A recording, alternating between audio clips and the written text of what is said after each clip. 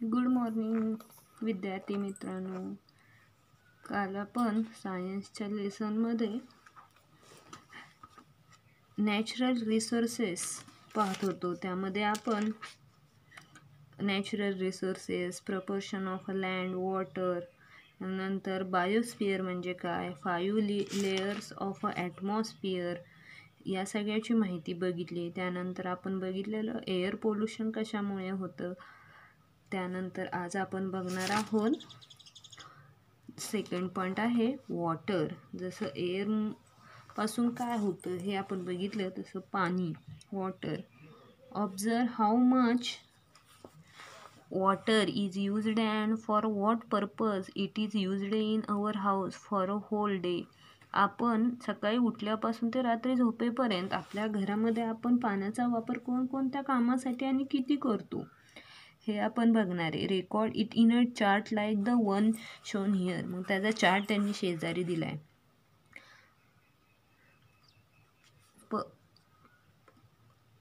Purpose for which water is used, bath, brushing teeth, washing cloth and utensils, mopping the floor, drinking, cooking.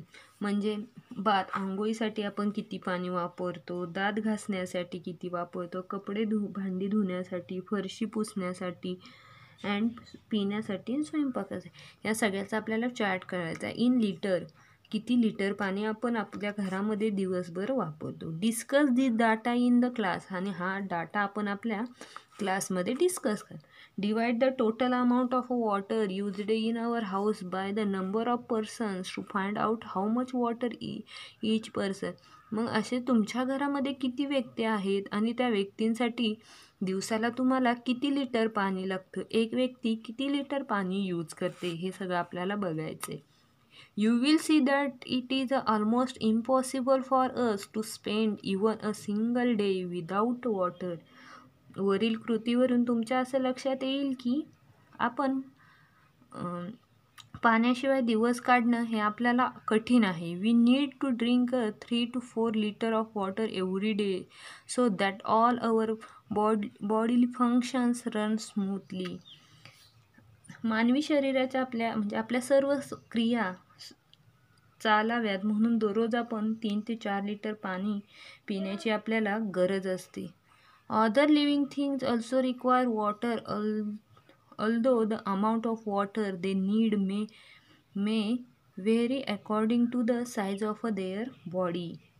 म्हणजेच काय, पिण्याच्या पाण्याची आपल्याला गरज आहे, तशीच इतर सजीवांना देखील पाण्याची अशीच गरज असते. Require water through the amount of water they need may vary according to the size of their body. इतर सजीवांना देखील पाण्याची गरज आहे, त्याचबरोबर त्यांच्या शरीराच्या आकारानुसार ते प्रमाण आपण कमी जास्त होत. Thus we see that water is a very important. त्यामुळे पाणी हे, यावरून असं आपल्या लक्षात येतं की पाण्याचे महत्त्व खूप आहे किंवा आपल्याला पाण्याचं इम्पॉर्टन्स, महत्त्व कळतं. If hydrogen gas burns in air it combines with oxygen and water is form. Hydrogen वायूच्या हवेत ज्वलन झाल्यास तो ऑक्सिजनशी संयोग पावतो. We have learned about some characteristic वैशिष्ट्ये of water in the previous standard. या संयोजनातून पाण्याची निर्मिती होते. पाण्याची काही वैशिष्ट्येही आपण मागील इयत्तेमध्ये शिकलो आहेत. पाणी आपल्याला का गरजेचं आहे, काय मिळतं पाण्यापासून. In nature water occurs in 3 state. सर्वसाधारण तापमानात पाणी 3 अवस्थेमध्ये आढळतं. Water does not have a colour, taste or order. जसं पाण्याला रंग, चव, वास नसतो. Many substances readily dissolve in a water. अनेक पदार्थ पाण्यामध्ये सहज विरघळतात. Therefore water is a universal solvent. म्हणजे म्हणूनच पाणी हे विद्रवक आहे, म्हणजे युनिव्हर्सल, सर्वत्र मिसळणार आहे किंवा सर्वत्र उपयोगी येतं. मग प्रश्न असू शकतो, water is a universal solvent, why? The blood of animal and the sap in a plants contain a very high proportion of water. पाण्यामधील रक्त, वनस्पतींमधील रसद्रव्य यांमध्ये देखील पाण्याचं प्रमाण कसं आहे, हाय, जास्त आहे. No living things can survive without water. कोणत्याही सजीवाला पाण्याशिवाय जिवंत राहणं शक्य नाही. Therefore it is said that water is a life. म्हणूनच पाण्याला जीवन असं म्हणतात. म्हणजे जसं आपल्याला पाण्याची गरज आहे त्याचप्रमाणे सगळ्या सजीवांना सुद्धा पाण्याची गरज आहे आणि पाण्याशिवाय त्यांचं जीवन नाही. म्हणूनच पाण्याला काय म्हणतात तर वॉटर इज अ लाईफ. म्हणून पाण्याला आपण काय म्हणतो, water is life. Second point आहे observe and discuss. Distribution of water on the अर्थ.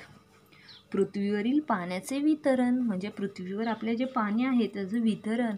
मग हा पूर्ण जे दाखवले ते काय आहे तर सी अँड ओशन, समुद्र, महासागर. त्यामध्ये ground water, ice and water in the other form. बर्फ स्वरूपातील, भूभागातील व इतर पाणी हे एका भागामध्ये दाखवले. वॉटर अवेलेबल फॉर ड्रिंकिंग, पिण्यासाठी उपलब्ध असलेले पाणी. हे सगळं कशामधून दाखवलं तर सीज अँड ओशन, समुद्र आणि महासागर. वॉटर अवेलेबल ऑन अर्थ, पृथ्वीवरती पाणी किती आहे त्याचं पर्सेंटेज दिले शेकडाप्रमाण. C and ocean 97%.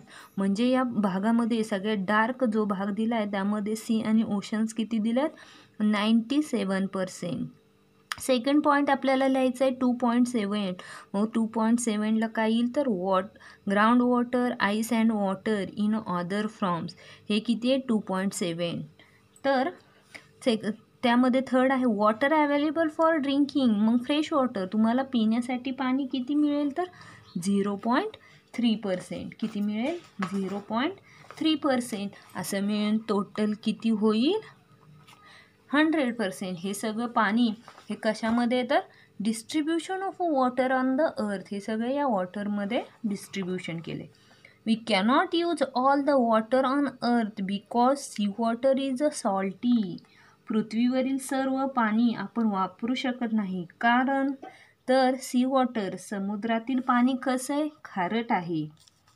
Some water is in the frozen state. Frozen state म्हणजे गोठलेल्या अवस्थेमध्ये आहे.